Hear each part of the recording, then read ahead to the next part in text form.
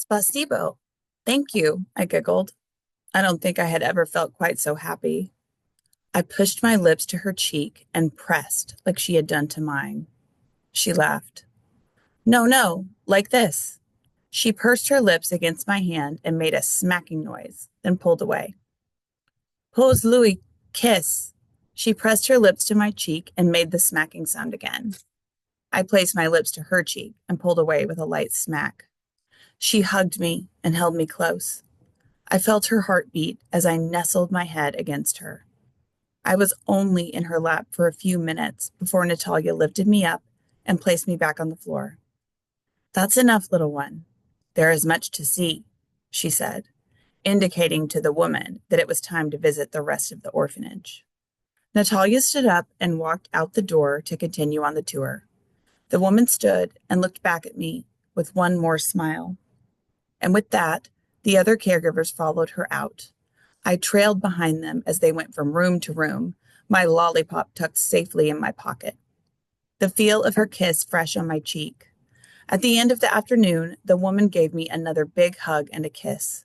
I watched from the top of the stairs as she departed. The next day, she returned with more gifts for the orphanage and more candy for us kids. Tatushka, I cried out when I saw her coming up the stairs. Little Tatyana, she said, smiling and laughing. She handed me a small brown bag. This is for you and only you, she said. Inside was a small stuffed bunny rabbit with big floppy ears and an orange bow around its neck. I lifted it out of the bag, rubbing its furry face against mine. Gifts in the orphanage were normally shared, but this was just for me. I held my new friend in my arms as Tatushka held me in hers. After she left, Natalia placed a small framed photograph of Tatushka on a shelf in the playroom. That's my mother, I told one of the caregivers. No, that is just a nice lady who comes from America, she said sternly. No, no, that is my mother. Yes, yes, dreaming. It is good for you to dream. Her voice trailed off in a way that revealed her cynicism and perhaps her own lack of hopes and dreams. I think she expected me to be sad, but I wasn't listening to her. I wasn't sad. I had seen other children leave the orphanage and knew now that some went to new homes with new parents. I knew this was my chance. I knew that Tatushka would be my mom and that I'd go to live with her. Whenever I walked past the shelf with the photo, I'd hold it in my hands and look into Tatushka's eyes, repeating softly to myself, "This is my mom. This is my mom."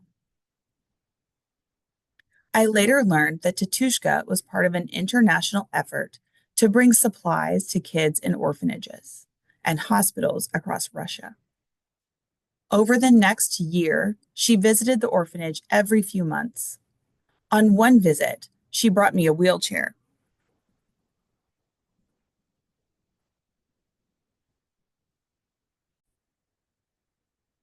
On one visit, she brought me a wheelchair. I had never seen such a chair before. It was big and heavy, painted sky blue with a black plastic seat and large spoked wheels, like the wheels of a bicycle.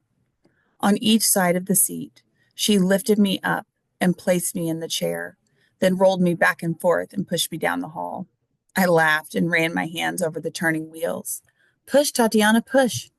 She placed my hands on the wheels and pushed down on them to turn the wheels on the chair. It didn't take me long to figure out how to propel the chair myself. Stop it and turn around. Back and forth I went over and over.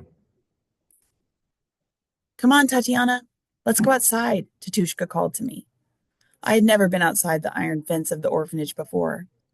With Tatushka pushing me from behind, we went out to the street and over the small bridge that crossed the river that I had seen from the play yard. Okay, Tatyana, let's see how fast you can go. We were on a small dead-end street with no cars. The road was smooth.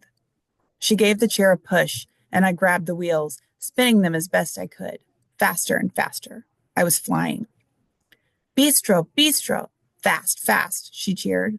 Buildings sped past in a blur, the wind tickling my face. I let go of the wheels and let the chair carry me. I coasted to a stop, turned around, raced back down to the corner, and turned and raced down again. How wonderful it felt to move with such ease and speed. One day, I went to visit Natalia. Tatushka was sitting in her office. Titania, would you like to join us for tea? With a big smile, or Tatyana, with a big smile, I pulled myself into Natalia's office and up onto the chair. There was a small tray of porcelain teacups. I watched as Natalia poured tea into three of them, one for Tatushka, one for herself, and one for me. I had never been served tea like this before. I tried to sit up as straight as I could. Natalia lifted her cup to her lips, each time sticking out her little pinky finger as she sipped. I had watched the caregivers on their morning break, drinking tea from water glasses and large, thick mugs, but hadn't seen them ever lift their pinkies. I carefully lifted my cup and slowly pushed out my pinky, raising the tiny cup to my lips. Tatyana, would you like to go live with Tatushka in America? Da, da. Yes, yes. I had no idea what or where America was. It could have been a house on the next block or on the moon. But I knew since the first day I met her that Tatushka would be my mother, and more than anything, that I wanted to be with her. Tatyana. Tatyana is such a big name. Tatushka gestured and stretched out with her hands. Can I call you Tanushka or Tanya? I shook my head. I didn't like either of them. Tatyana was my name. So what can I call you? She asked. Dachka. Daughter, I replied with a hug.